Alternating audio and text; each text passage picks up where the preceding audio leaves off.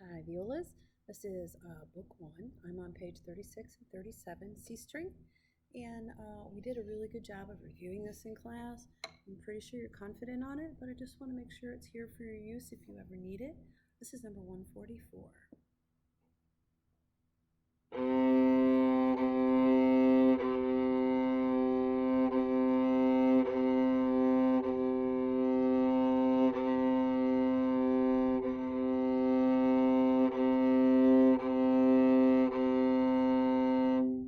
Fingers down on your C string now. Remember to swing your arm underneath the viola so you can reach all the way over there.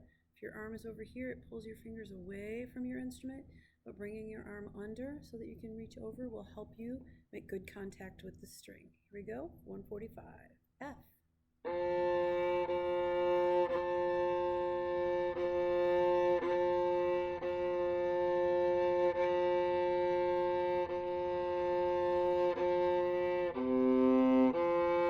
Sorry, I got a little sharp.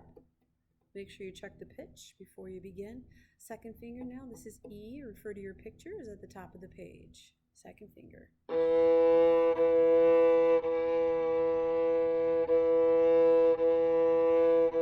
Switch to F.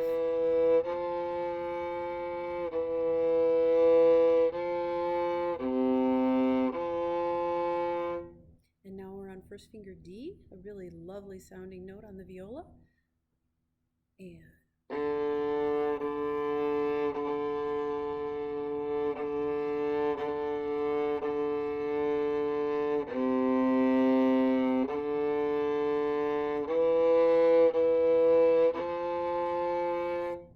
going right on, 148, side by side.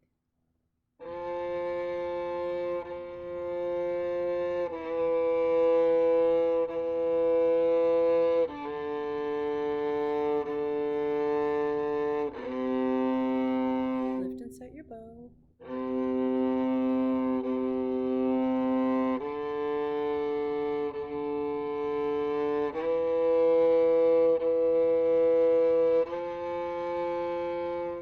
Two things I want to break here and show you, reminding you that the wrist should be straight, right here all the way down to the elbow. And when you play with your bow, of course, thumb is bent, pinky perched, thumb is bent. Oops, sorry, it's really hard to show you that. Yeah, there we go. And also to tilt your bow this way, when you play the violin or viola, this way is incorrect, okay? You want to roll your bow toward your face. In fact, you should be able to see the hair, and behind the hair is the stick, not the other way around. This is your C scale starting on the G string. Third finger down, please. Number 149.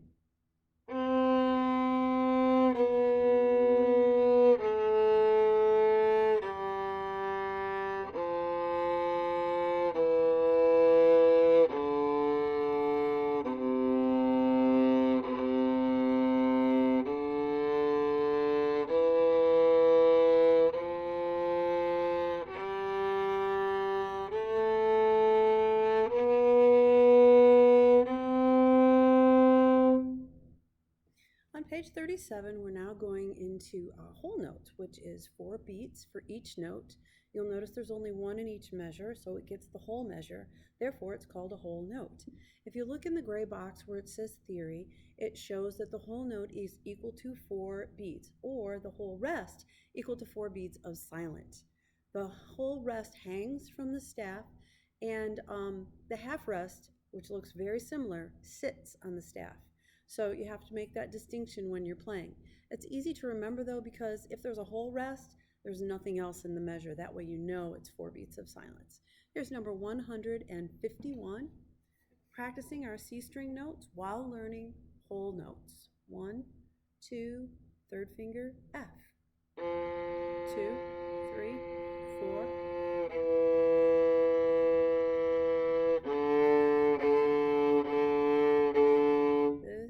Is whole rest. Hold for 4 beats. Number 152 gives us the opportunity to play quarter notes, whole notes, half notes, and at the end there's a tie that holds the whole note to an extra quarter note, giving that last tone, that last note, 5 beats of sound. Here we go, long, long ago, starting on your C string.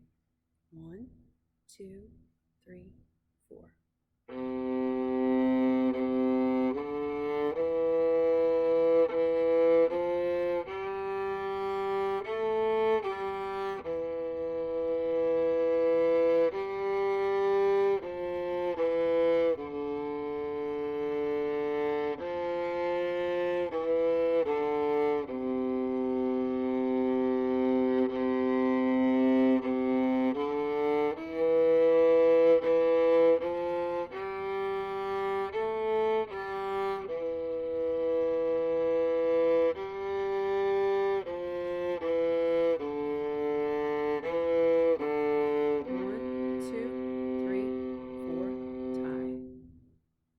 Now, an arpeggio is a chord whose pitches are played one at a time. When you play the first arpeggio, it's at the end of number 153. It is the first, third, fifth, and eighth steps from the C major scale. 153, 1, 2, 3, 4.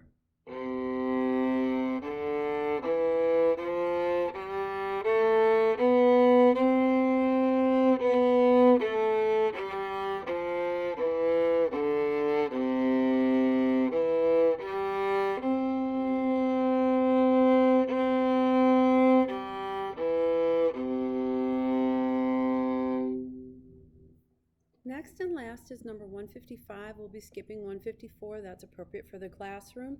And Monday's melody, reminder about slurs, half notes, no whole notes in this one, but you have your D, C, L, Fine. So this is C string practice.